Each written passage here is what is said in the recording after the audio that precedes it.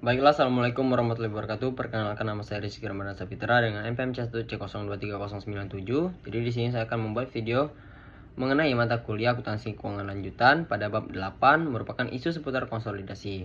Nah, konsep dan latar belakang dari isu seputar konsolidasi ini merupakan isu-isu seputar konsolidasi itu muncul karena ada dalam praktiknya. Nah, maka penyusunan laporan keuangan konsolidasian ini melibatkan berbagai kondisi yang kompleks. Nah, baik itu dari sisi struktur kepemilikan, transaksi antar entitas, maupun perlakuan akuntansi atas transaksi tertentu. Nah, jadi konsolidasi ini bertujuan untuk menyajikan posisi keuangan dan hasil usaha dari kelompok usaha seolah-olah itu merupakan suatu entitas ekonomi tunggal. Nah, untuk perubahan kepemilikan dalam anak perusahaan pada isu seputar konsolidasi ini, perubahan kepemilikan dapat berupa dua hal. Yang pertama itu akuisisi tambahan saham oleh induk perusahaan, kemudian pelepasan sebagian saham anak perusahaan.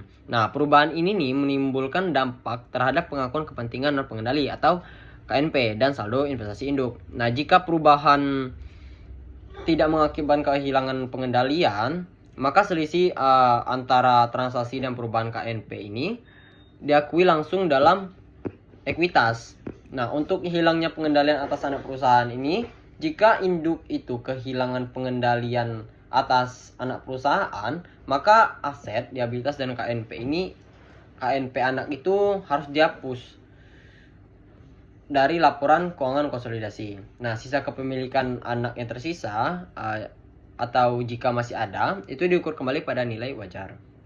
Nah, untuk selisih antara hasil pelepasan dan nilai tercatat diakui sebagai keuntungan atau kerugian dalam laba rugi.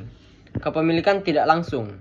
Nah, dalam beberapa kasus induk memiliki anak perusahaan melalui entitas anak lainnya. Contohnya itu seperti PTA itu memiliki PTB dan PTB itu memiliki PTC. Nah, maka PTA memiliki kepemilikan tidak langsung terhadap PTC. Nah, perhitungan kepemilikan tidak langsung dilakukan dengan mengalihkan persentase kepemilikan berjenjang. Jadi perlakuan akuntansi pada laporan konsolidasian ini tetap harus memperhitungkan pengaruh seluruh kepemilikan langsung dan tidak langsung. Dan untuk struktur kepemilikan silang, nah pada struktur kepemilikan silang terjadi jika anak perusahaan ini memiliki saham induk atau dua entitas saling memiliki saham. Kepemilikan silang ini dapat menimbulkan distorsi dalam perhitungan laba, ekuitas, dan KNP. Jadi dalam konsolidasi ini kepemilikan silang harus dieliminasi karena secara substansi itu tidak menambah nilai ekonomi bagi kelompok usaha. Dan kepemilikan saham oleh anak atas induk. Nah, jika anak perusahaan memiliki saham induknya, itu saham tersebut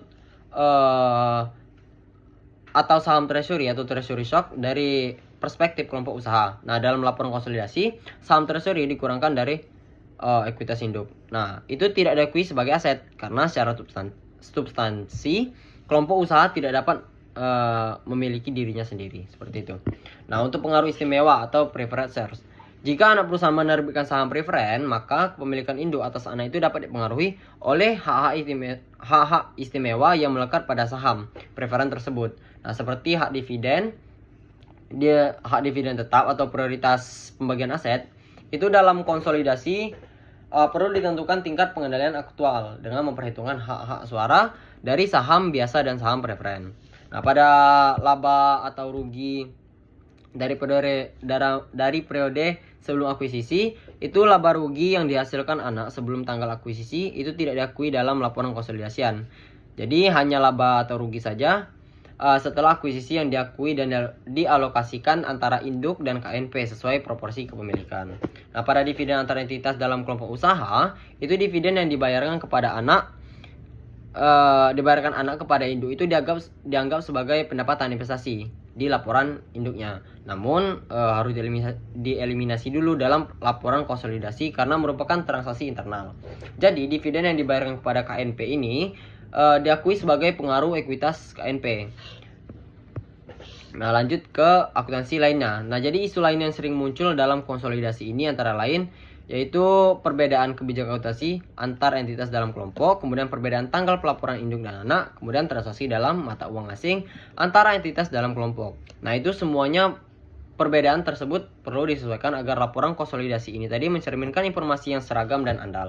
Nah, jadi kesimpulan pada bab 8 ini, konsolidasi ini nih bertujuan menyajikan kondisi keuangan dan kinerja kelompok usaha sebagai satu entitas ekonomi. Kemudian untuk isu utamanya yang perlu diperhatikan meliputi berbagai hal. Jadi perubahan kepemilikan, hilangnya pengendalian, kepemilikan yang silang, saham treasury, serta penyesuaian kebijakan dan tanggal pelaporannya.